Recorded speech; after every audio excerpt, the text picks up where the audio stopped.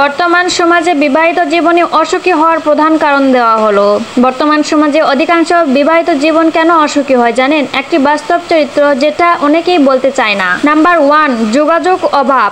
অনেক দাম্পত্যের মাঝে খোলামেলা কথা বলা হারিয়ে গেছে, ভুল বোঝাবুঝি বাড়ে, অনুভূতি চেপে রাখা হয়, ফলে সম্পর্কে ধীরে ধীরে বিষাক্ত হয়ে ওঠে। নাম্বার 2, অতিরিক্ত প্রত্যাশা। অনেকেই মনে করেন বিয়ের পর সবকিছু ম্যাজিকের মতো ঠিক হয়ে যাবে, কিন্তু বাস্তবতা ভিন্ন। উভয়ের চেষ্টা সম্পর্ক টিকিয়ে রাখতে হয়। নাম্বার 3, আর্থিক চাপ এবং দায়িত্বের ভার।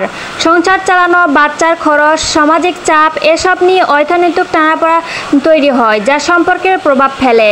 নাম্বার 4, সমঝোতার ঘাটতি। দুজন মানুষ কখনোই একরকম হয় না, কিন্তু আজকাল অনেকেই নিজেকে প্রাধান্য দেয়, এক চুল ছাড় দিতেও রাজি না, এতেও সম্পর্ক ভাঙে।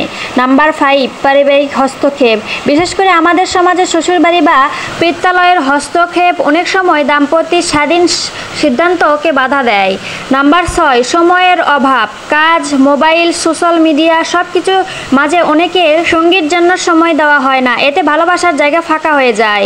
7 নাম্বার, আত্মসম্মান হানি ও মানসিক নির্যাতন। অহংকার, খুঁটিনাটি অপমান, বারবার মানসিক আঘাত এসব সম্পর্কে নীরবে হত্যা করে। 8 নাম্বার, বিশ্বের সংকেত। সন্দেহ, অতীত টান, প্রাইভেসি লঙ্ঘন এসব সম্পর্কের ভিত নড়বড় করে তোলে। 9 নাম্বার, ভালোবাসার অভাব। অনেক সময় দেখা যায় মানুষ কেবল সামাজিক দায়িত্ব পালনের জন্য একসঙ্গে থাকে, ভালোবাসা নেই, শুধু অভ্যাস।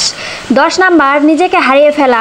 অনেকে সংসারের চাপে নিজেকে বিসর্জন দিয়ে দেয়, নিজের শখ, স্বপ্ন, ভালো লাগা সব ভুলে যায়, এতে ভিতরে ভিতরে হতাশা জন্ম নেয়। শেষ কথা, বিয়ে মানেই শেষ নয়, আবার সব সম্পর্ক টিকিয়ে রাখার দায়িত্ব একার পক্ষে নয়। সম্পর্ক বাঁচাতে চাইলে দরকার পারস্পরিক সম্মান, খোলা মনের আলোচনা এবং একে অপরকে সময় দেওয়া। ভালোবাসা শুধু যত্ন চাই, শুধু নামটুকু নয়। সহযোগিতা ছাড়া সম্পর্ক খোলস ছাড়া শরীরের মতো। মনোযোগ সহকারে কথাগুলো শোনার জন্য অসংখ্য ধন্যবাদ। কথাগুলো কি শুনলেই হবে শুধু? কথাগুলো অবশ্যই মানতে হবে। আপনার জীবনে আপনার সম্পর্কগুলোকে একটু মূল্যবান করুন, যত্ন নিন, দেখবেন জীবন অনেক সুন্দর হয়ে যাবে।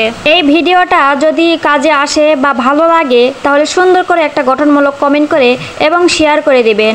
আর যদি শুধু দেখে চলে যান, কোনো টেয়ার না করেন, তাহলে মনে করব এই কথাগুলো আপনার কোনো কাজেই আসেনি। আর আপনাদের কমেন্ট দেখেই বোঝা যায় কে সম্পূর্ণ ভিডিও দেখেছে আর কে সম্পূর্ণ ভিডিও দেখেনি। যারা প্রথমে ভিডিও দেখে আর কমেন্ট করে তারা এরকমই কমেন্ট করতে পারে, অনেক সুন্দর, মাশাআল্লাহ, সুন্দর হয়েছে, এরকমই কমেন্ট করতে পারে, তার থেকে বা বেশি আশা করা যায় না। আর যারা ফুল ভিডিও দেখে এবং তারা ভিডিও অনুযায়ী একটা গঠনমূলক কমেন্ট করার চেষ্টা করে, সো কমেন্ট দেখলেই বোঝা যায় যে কে আমার সম্পূর্ণ ভিডিও দেখেছে। সম্পূর্ণ ভিডিও না দেখে কমেন্ট করবেন না। ধন্যবাদ সবাইকে, আজ এই পর্যন্তই। ভালো থাকবেন, আল্লাহ হাফেজ।